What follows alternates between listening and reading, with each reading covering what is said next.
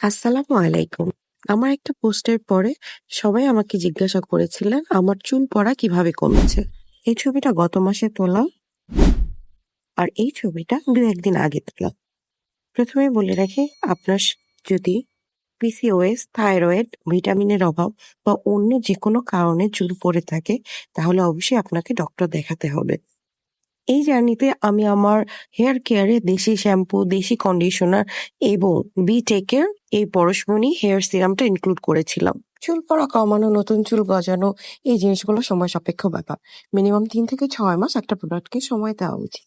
তাই আপনাদের আমি সবাইকে ডিটেলস রিভিউ দিচ্ছি না। কিন্তু আমার ব্যবহারের স্বল্প সময়ের অভিজ্ঞতাটুকু আপনাদের সাথে আমি শেয়ার করলাম যে এই প্রোডাক্টটা ব্যবহারে আসলেই আমার চুল পড়াটা ড্রাস্টিক্যালি কমেছে। ইন ফিউচার এটার আমি খুবই ডিটেইলস রিভিউ দিব, কিন্তু সেটার জন্য আমাকে সময় দিতে হবে।